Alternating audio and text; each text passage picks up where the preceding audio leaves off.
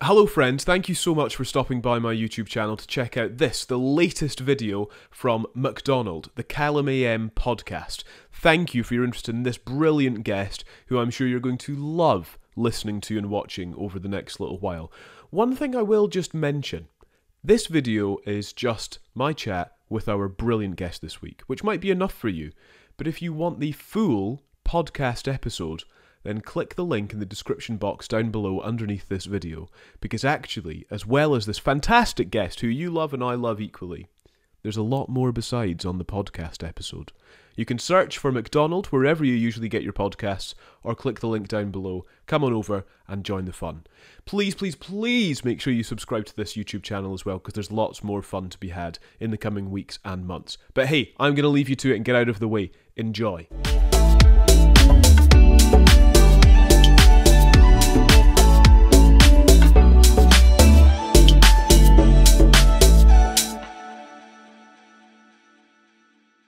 Ahmed, I am so pleased that you are on the podcast. We've spoken a number of times on my radio programme in the past about all sorts of various political dramas, but it's nice to actually spend some time where perhaps there's a little less political madness in the United States at the moment. Is that fair to say? Yeah, I mean, it got dialed down from like an 11 to like a 9. Okay. So it's relatively peaceful at the moment, at least not coming from the White House. So that's a positive. But yeah, I mean, every time we've spoken, it's always about like a hot button topic of the day. So it's cool to be able to, sit down and really just chat. Definitely. Let's find out about Rant Media, first of all, which you're the co-founder, the president, the editor-in-chief of. What is the idea behind Rant Media? So Rant Media, really the highest level concept of it is we really want to create common ground and community through common understanding. So that's kind of the driving force behind everything we do. So through that, me and my co-founder, Zach Ali, we started it when we were like 21. So it's been a longer time coming than it appears, but it started as a social network. And then over time became a news aggregator. And then we started creating our own news as Trump really started to, take center stage. And really the goal is because we want to create community and kind of a common understanding of the facts, given what we've seen in the social media landscape, which is disinformation has been running rampant for the past decade, not just past few years. So what Rant Media does is we publish content that highlights the issues of the day. We, at the moment, post-Trump era, not really as much of the day-to-day affairs. As you know, I documented the presidency, so that's over now.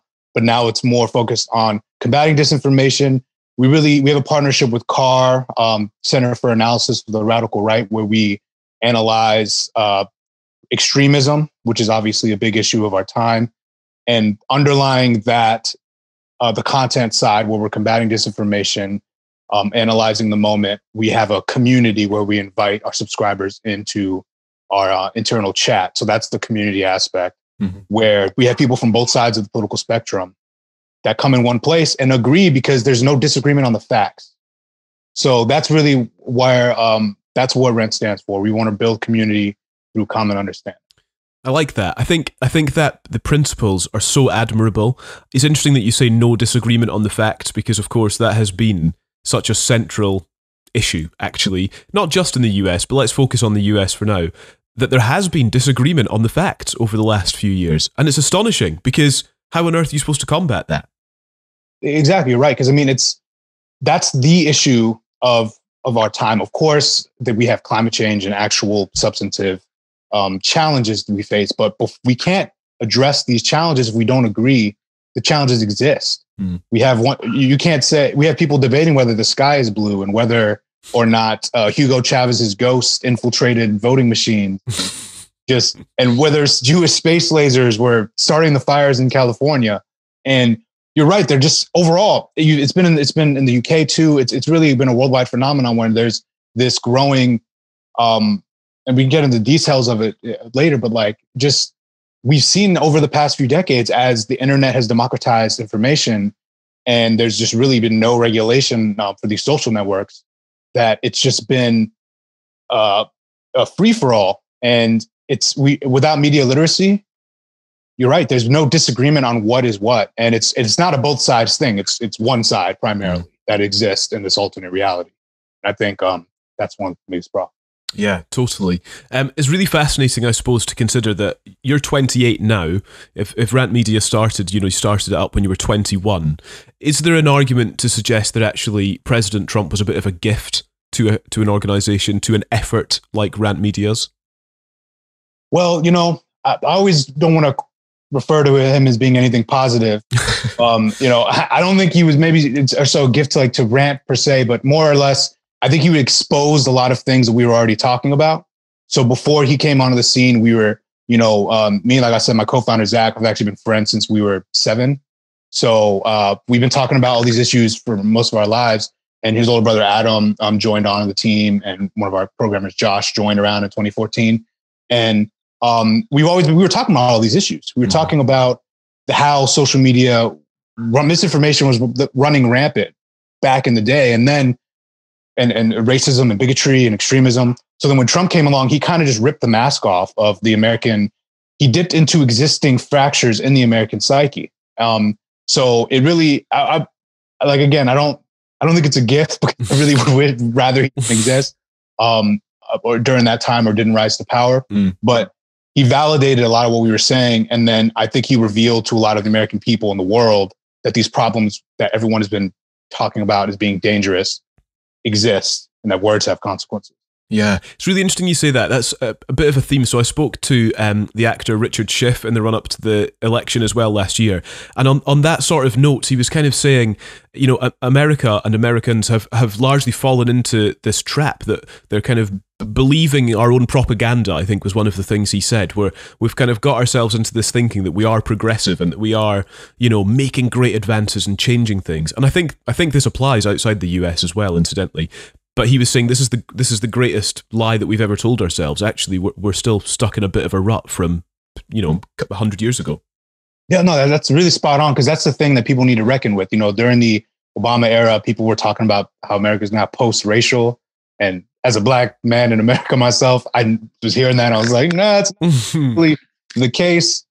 But you could just tell, you're right. I mean, since the Civil War and the botched Reconstruction, going into the Jim Crow era, and then into the second Reconstruction, which is the Civil Rights era, the 60s, you could just tell as we've made these strides, there's always a regressive conservative minority that tries to pull. They were once the majority, but then now that we're just such a huge multicultural democracy, it's a really profound experiment. And I think, I know people think, they want to point to America's sins as a bad thing, but I think the fact that we've grown so much from then is something to applaud. But as you say, we're not just some, utopic progressive society, because we're making these huge strides, but it is terrifying, this minority of people who are afraid of change. Of course, mostly white Americans that are clinging on to traditions and conservatism.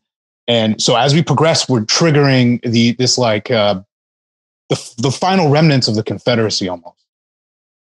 That is so interesting, and it's very current, because what did we see when the Capitol building was stormed in January? But Confederate flags being waved around in the halls of Congress, and that is distressing for me to see, let alone for Americans and American citizens who are trying to progress and who are trying to bring society along in the way that you are. And how was that to see from? I just started to butt in, but just for I'm curious to your perspective. Like when you saw the Confederate flag, which never was in the Capitol building before that day, and you just saw that insurrection occur, how did that play from you as, not, being in the States? Yeah, the whole thing was, I think the word I would use is distressing. So it wouldn't be news to you that I'm a bit of a US politics nerd. I'm really into it. I think it's fascinating for a whole number of reasons. And those sorts of scenes I had only ever experienced in an exciting movie before, or a TV show, where you kind of actually the excitement is because it's like, how would America deal with this? And so even as I was watching it, I was like, I know what's going to happen here. I've seen it portrayed in films and on TV shows, and it didn't happen. Nobody came, nobody stopped it. There were heroes along the way, but it wasn't jumped on by those in power, and it wasn't squashed, frankly. And to see the Confederate flag, and I think I can almost remember double taking, because we studied the U.S. Civil War in one of my history classes in school, and which was clearly, huge and fascinating in lots of ways to learn about. But again, to kind of see it and go, I've only ever seen that in my history class. Why is that suddenly being waved in the Capitol building? I don't know. I think overall, distressing is the word I would use. Mm-hmm. Yeah, I mean, that's just interesting way you put it about you've only seen this in movies, right? And like I feel like the last year, 2020, and then this year or past few years, it's felt like that, right? And when you see, you're right, it wasn't Olympus Has Fallen, right? It wasn't White House Down. There wasn't SWAT team, a armed National Guard that immediately, parachuted down and saved the Capitol. It was one Black officer, Eugene Goodman, that single-handedly led them away from the Senate. It was like a armada of Capitol Police that were blocking off the tunnels, like 300 with their shields. Like there wasn't a thing that came to save them. They ended up successfully invading. And, I can see from your perspective, just seeing the history of that flag too, making it in there. Cause like you said, it was really a remarkable period because it could have went either way, right? Yeah. It really could have. And what it was disturbing about it, like, we were saying earlier, is the fact that it kind of revealed to everybody that the lost cause of the Confederacy, which was the movement that tried to carry on its legacy afterwards, that, ended up sprouting up these, Confederate statues weren't built until, years later. They weren't, and then Woodrow Wilson, of course, and the Birth of the Nation movie, like it just shows that it was still alive, it's still deep seated within American culture. And it was kind of terrifying to see, but important to reckon with. Yeah. So even now then, thinking about the last few years and thinking about you and Rant Media, is it intimidating in a way to have this company and to have this drive to build community and to work for the common good when there are such, frankly, huge setbacks that are so obvious, so public, and potentially so discouraging? Yeah, I mean, I'll tell you definitely the beginning of Rant, because when we started the news side of it, it was like in 2016, right before Trump won, and then I started documenting the presidency right after the Muslim ban. So it was kind of, this whole thing has been shocking throughout this. But I will say after Trump lost, I'm now encouraged and less frightened than I was before. Because if Trump had won, the damage that would have happened would have been borderline irreparable to some of our institutions. So I'd say now that he lost, being within Rand and being what we believe in and what we're trying to achieve, because really it's all about just the reason why we want to build common ground in the community is so that people can then move on to tackle the challenges, right? Because that's the key. And we're seeing that's starting to reflect now. When the reality hits, we see people in polling, new polling I think I saw the other day, 52% now think more Americans were not spending enough on anti-poverty measures, which is wild. Before it was like people bought into this welfare state, welfare queen lie of Ronald Reagan.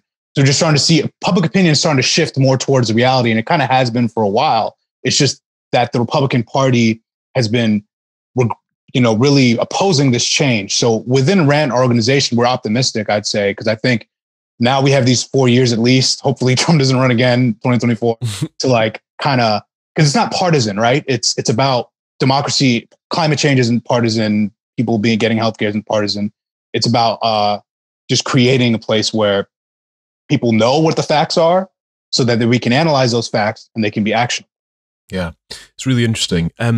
I guess one of the themes of this podcast is speaking to people I'm 27, you're 28, so people around our age, basically, because I think this is such an interesting time of life as you come to your late 20s, your early 30s, and you kind of, I don't know, do you feel like you kind of step back more? I feel like more frequently I step back and I go, am I doing what I hoped I'd be doing? Am I doing it well? I find one of my biggest flaws is that I'm almost too eager to move on to the next thing. So you achieve something that you've longed for ages, and then 2 months later you're like, right, how do I build on this? And it's like, well, hang on, actually maybe you can enjoy where you're at for a few minutes. I just wonder if those are some of the things that in running Rant and in doing what you do, if actually this time of life and having this busyness, this political stress, and this media company sort of just piles in a little bit. Yeah, I mean, it's a lot to, come at you. Near in the same, business too, of just analyzing our moment. That's really what it's about. Just talking about the moment we're living in. And, yeah, as we reach this age, it's, you start to like look back and say, oh, how did I spend my 20s? And, I spent most of my 20s investing in the future pretty much. Well, the first half indebting myself. This last half kind of cleaning it up a little bit. But you can relate to that. Yeah. But like now looking back, I think you're right. It's when you get to this stage, you start thinking, okay, now I gotta move. But like, I'm just on a personal note, I'm into during the middle of my 20s, started to get into kind of meditating, and because I quit drinking at 22 because I used to struggle with alcohol when I was back in high school, which is something I don't reveal that often. But so like I started to like meditate and like read about Eastern spirituality and things like that. I mean, I'm not like super, it's a practice though, to like remain Zen. And the reason why I'm bringing that up is because when we get to this age of like really wondering, just for any other people our age who are listening, like of trying to focus on the next thing, you can't really focus on the goal. Because if you keep focusing on the goal, which is what I found, then like you said, once you achieve it, you're like, I want to get to the next thing. I want to go do that next thing. I want to conquer the next mountain. But you just got to focus on you got to enjoy the action, right? You have to enjoy the process and the work you're doing. And if your goal is just to do the work and do it well and love what you do, then as you achieving these goals, they're great, but they don't like build on, you don't get too attached to the highs or too down to the lows, because you're just, the process is what you like. And it sounds like I'm preaching, but this is something I'm still dealing with. Like I'm more convincing myself right now on this call to like try to continue that. So that's where like I try to balance it. I hear you. I think that's such good advice, because you're right. If you are so set on one goal, immediately it's like it's a moment. The achievement of that is but a moment, and it's like, well, hang on a second. I've been doing this for years, and it was all for that one phone call or that one moment where I pressed publish on that one thing, or whatever. And it's like, that's it. It snaps and it's gone. I just, if I may return to what you were saying about your drinking, it's quite a young age to identify that you were perhaps had a problematic situation with alcohol when you were just 22. Yeah, so I started drinking when I was 14. Okay. So it had been 8 years since when I end up quitting. So yeah, I mean, it was I was focused, because like I said, I've known my friend Zach since I was 7, and like before I went into high school, I was always talking to my friends and peers about like how to make change. I used to listen to Tupac and like talk about racial issues, and and then I go into high school and you start to focus on other things and popularity and partying and things like that. And I kind of got carried away. But then after high school, that was when I like went into just more, since it is a pod on what we're doing, a little bit of biography. So like after high school, I went to I was working at IHOP, and I just moved out. I just left my hometown and moved to an apartment while working at IHOP. Then I got a tech job at a help desk. So I originally worked in tech. I didn't even study journalism. And then from there was when I started like focusing on tech, and then, becoming obsessed with the news around the time the Trayvon Martin killing happened. And then as I progressed, like before I quit drinking in 2015, January, and then 2 months later, I quit my job to work on Rant full time. And I kind of just felt like I was, a lot of people don't realize that it's a problem for them. By the time I quit it, I had it under control. That's the thing. It wasn't at my worst. At my worst was high school. But I realized like I have it under control, but like I still want another drink, and it's 2 a.m. and you feel like you're just trying to complete yourself with something exterior. So I was like, you know what? I have people in my family who struggled with it. And it didn't end well for a lot of my extended family. My grandpa, who has my same name. So I was like, you know what? Let me just nip this in the butt now and just focus on my life, That's amazing. And I think, that is, it's so interesting that you have the mentality that you can you spot it and you fix it, and that's it. And it's kind of, let's get this out of the way. That's something that's kind of potentially got the chance to be really quite destructive, as we know from experiences, like in your own family as well. I wonder if if I may do this without being too flippant, if that obsession with the news is a healthier obsession, you know, if that in some ways can be as consuming and as difficult to come to terms with sometimes.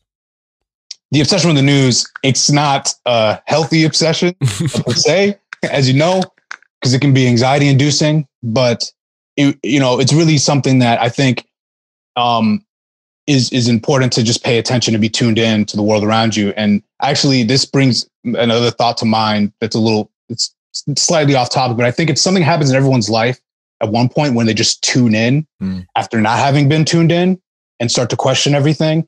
And if it happens at the wrong time, I think you get what happened in 2020 when a lot of people tuned in because they were forced to, and then they tuned into QAnon, and then they tuned into, other information sources. So for me, like, everyone has, I think, a moment where they tap into an obsessive information consumption. And for me, it happened when I was 19, Trayvon Martin just died, and Huffington Post was what I read, and Business Insider. Mm-hmm. But in 2020, other people, they were forced to sit down, hadn't been paying attention, and then they're on their computer all the time during the pandemic. And then their friend shares something about satanic pedophiles and vaccines, and now they're in QAnon. So I just think information obsession is something that kind of we all grapple with. I think it's interesting to consider what that moment is for different people, because immediately you say that, I guess, so I've loved the news forever and ever, as long as I can remember, but the one, I guess, defining news story that I think is probably my earliest news memory is around the Iraq War, and not fully understanding a lot of what was going on in the UK around that, because there were a lot of sort of scandals politically. There was a lot of really distressing information emerging around, I guess, like the advice that the government was getting from various people, and all this talk of sexed up dossiers to try and get the UK to go to war. And I remember distinctly one night speaking to my dad about that and trying to understand, well, what is going on here? What I don't understand how all of this is coming together. And then, before you know it, my mum had the television on the breakfast table when I came through for breakfast one morning, and on the screen were pictures, which, by the way, is very unusual. We never had a TV in the kitchen at that point. She had brought it through because we were bombing Iraq, and I kind of remember that whole cycle, and that, I think, was probably my first early news experience, and that sort of craving to understand the events that have led to this moment. Yeah, I mean, because things like that happen. Yeah, I mean, I think 9/11 was really a moment for all of us, right? Just kind of, just sitting you down and realize, like, there are moments that come when you realize the world.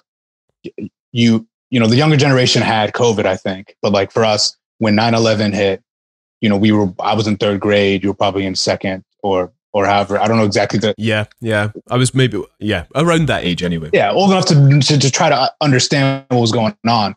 And like, it hits you, and it just makes you realize, like, the world, that, all this stuff that's going on. Like, I still meet people who, are my age, who act as if this is also kind of show, right? Mm-hmm. Like, it's just a kind of reality thing that doesn't really affect them. And I think COVID kind of shook people out of that. But for you, it seemed to be 9/11. And for me as well, I mean, my name is Ahmed Hassan Baba, and I'm a Black guy in Northern Virginia. So when 9/11 hit, I hear terrorist jokes, I had no choice, right? But to understand, like, not only does the news affect, we were attacked, but then now it reverberates into the culture. And now it's affecting people's behavior. And then, little things like that can make you realize, like you said, make you seek to understand deeper. Why is this lead to this? Why does that lead to that? And now it's personally affecting me.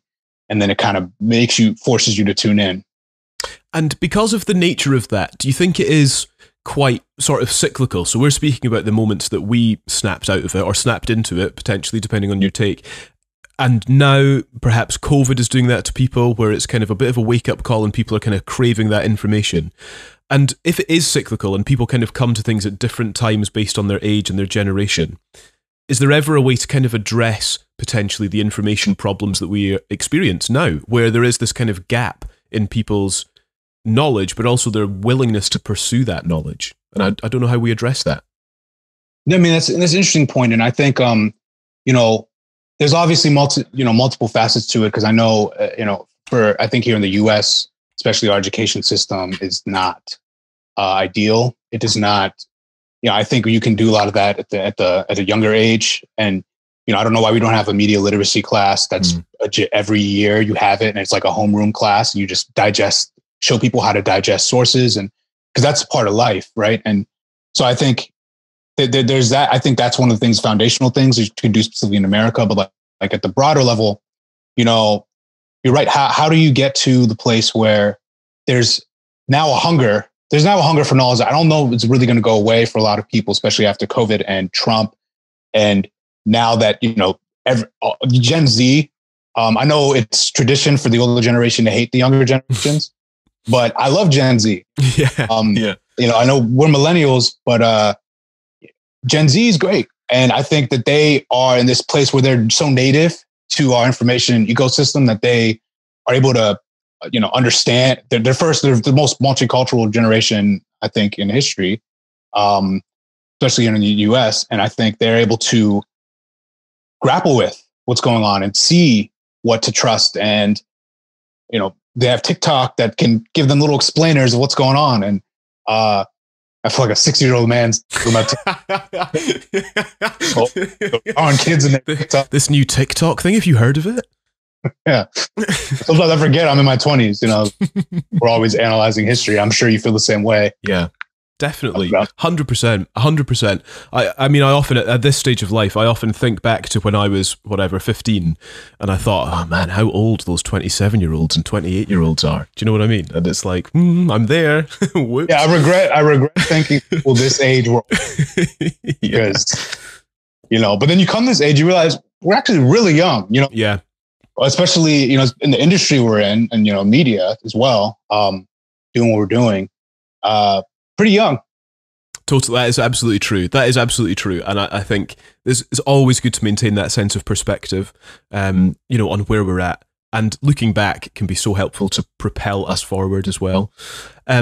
There's a few questions that I want to ask every guest that we get on this podcast. Some of these we'll probably have covered slightly, but I'm going to ask them explicitly anyway.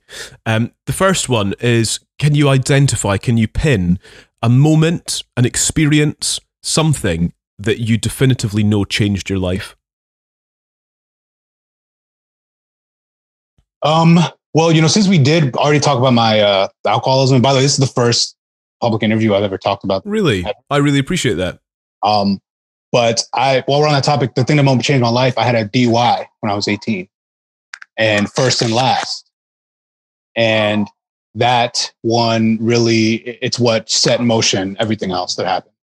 It's what made me addicted to self-progression. It's what made me, from that moment on, I was like, oh, and I'd have a sip and I'd be like, I'm not driving off that. And then suddenly started to learn lessons, et cetera, and grow. So I think that was probably a really pivotal moment, of just personal growth that just made me realize, because it was a minor accident too.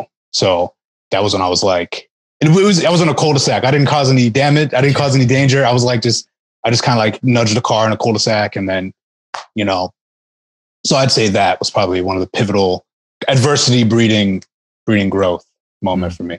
That's really interesting. Adversity breeding growth. Thank you for sharing these stories as well. I realize that's a really personal thing to do. So I appreciate you taking the time to do that. Yeah, I think it's important because, people struggle with that and they don't think, and a lot of people when they don't really share these details of their lives, but whenever I get asked about it or people want to talk about it, especially people who are struggling with it, to show them that there's another side to it. Because after and not to drone on about it, but after I quit, I didn't crave it once. So when I try to explain, I didn't go to AA, I didn't do programs. I just stopped and didn't think about it again. And I haven't wanted it since. So I would like to talk to people who struggle with it to try to explain to them that quitting isn't this process. It's not this. I don't even identify myself as an alcoholic still. I don't like the labels, right? So I try to tell them it's not some process. You don't have to join the AA, machine. They're a great organization. Absolutely. Join that dogma. You can just stop and be different if you choose. So that's why I think it's important to talk about it. And I probably will more moving forward. I don't know why I've kind of withheld it, but No, that's all right. That's all right. Everybody does things at their own pace. So that's totally fair. The second sort of crucial question that I want to ask. What excites you? Obviously, we've discussed, getting to this point in life, getting to kind of the late 20s stage, always interrogating where we're at and what we want to do. So what is it that excites you most when you think about your future? I think I'm really excited about the stuff Rant's working on. We've got some really cool new projects coming this year that been working on in secret throughout the pandemic. So it's going to be great. Nice. We've got some, awesome things in the works on a, corporation level, on a, mission level. And personally, just worldview, I'm just excited for what the next 4 years bring. I'm excited for progress, change, us to actually start to, move forward as a culture. And I think I just hope we move more towards a multilateral approach to events instead of this isolationist nationalist track that Trump and leaders in the UK, as we saw a rise of nationalism there. Yeah. I hope that this is the beginning of a push towards just more unity and world unity. So I hope this is an era of awakening for people, and that's why I look forward to. I'm excited about like how many people are becoming. They're grappling with systemic racism and grappling with climate change and just all the issues that we face. So I'm excited about that. That's what the people are going to help. Definitely. And that perhaps strays into the third linchpin question, which is what needs to change to make the world a better place? What needs to change to make the world a better place? That is that's a big question. Yeah, we're inviting big thinkers on this podcast, Ahmed. You're up there. So define the next generation. What is it that needs to change?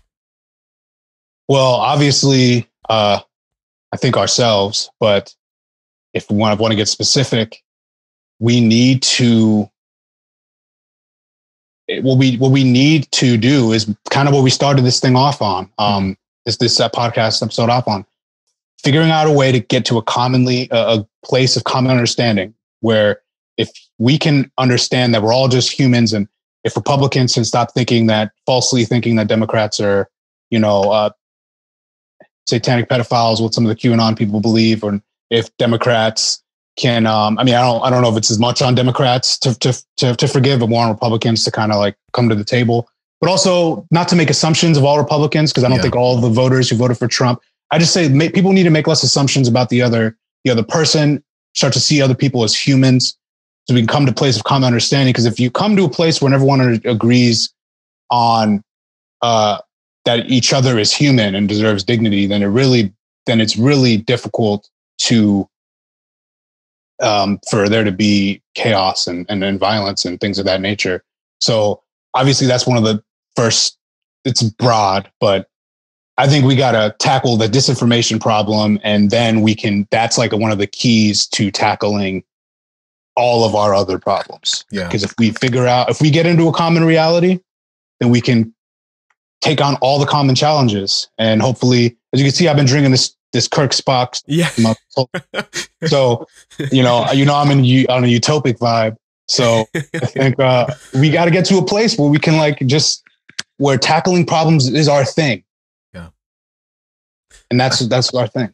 I like that, because I think, I don't know, I think what you say there about kind of seeing people that are at the heart of any issue that we raise, there's a person there. And I think we are so quick to jump on and to judge and to, to fight, frankly. And this is not to say disagreement is healthy and disagreement is good. And I love disagreement. It's great because we can learn and we can chat to each other and we can work stuff out. But it is about finding that common reality. I like that as a phrase. I think that's really important. And I think so often, yes, in the UK, definitely as well, in the last few years, the most obvious examples are political. But we stray away from the fact that actually, presumably deep down, we all want to do things better and to make things better. And we just sort of just get at each other in the process of doing that. It's like, well, hang on, let's just cool off and work this out a bit better. Yeah, I mean, you're right. I mean, everyone wants the same thing, We all want, some people want other things. People want, there are white supremacists out there, and there are, extremists and terrorists and things like that. But most, all, decent, average people want their families to be safe. They want to make a living. They want to thrive. They want to enjoy their lives. And that's common ground right there. You know, you love your family. I love my family. Great. Let's figure out how to get both our families healthcare. Let's figure out how to make sure both our families can have livable wages. Let's figure out how to get there, not whether or not the problems exist. You know, I think that's one of the problems, right? Like we have bad faith actors that come in and say, oh, well, that problem doesn't exist. Actually, if this person wants to give you better access to healthcare, they're a socialist monster that secretly wants to control you. And it's like, okay, like, you know, I don't know how to, we obviously can't get rid of bad people. It's hard to, like, you know, they're always going to exist, but we can do our best to make sure they're not in power as much. Right. And I think another aspect of this is, as well as people seeing each other, we need to elect more public servants that actually want to serve the public as their main driver. I think Biden is an example of that, personally, just because, as we've seen, I mean, if anyone watched that, did you happen to catch the COVID, the 500,000 death commemoration? Oh, yes. Yeah. I mean, that wasn't even a political speech. He just talked to people like who to their, it was like a eulogy. It was like being at a funeral. He's talked to them, said, you know, they will always be with you. And I think just that's why I'm glad he's in office at the moment, just because that's the right person. So while we get in this stage of, I think focusing on humanity is really what, like, past 4 years we were the first 2 years, especially, really just kind of attacking Trump and like attacking in attack mode. And then as we kind of matured as an organization past 2 years, kind of realized, okay, we're not going to attack Trump supporters. It's not about the people. It's about the lawmakers. You know, and then like just trying to now in this stage, let's see if we can get to a higher level of trying to discuss, tackle this disinformation and find the common humanity again, because that's what it's all about. I love that. What a great purpose, and one that you're already doing so much good work in. It's really lovely to follow everything that you're doing, especially because it is so admirable in trying to sort of bring people together. So thank you for taking time out to speak to us as well. Really appreciate that. Thanks, Caleb. I was happy to come on, and not in like a normal 5 minute spree on some crazy breaking news. So good to hang out, man. Well, likewise, and let's keep in touch, and we'll catch you again soon. All right, brother. Thank you so much. I hope you enjoyed that video. Please subscribe. Please give us a little thumbs up. Leave your comments down below as well. Let me know what you thought of this interview. Maybe tag in a friend who might enjoy it as well. We would love it if you could do that. Please, please, please subscribe to this YouTube channel as well. And if you'd like to experience the podcast as a whole, the entire episode, then make sure you click the link down below and come over and join us for the podcast as well. Thanks for sticking around. I really appreciate it.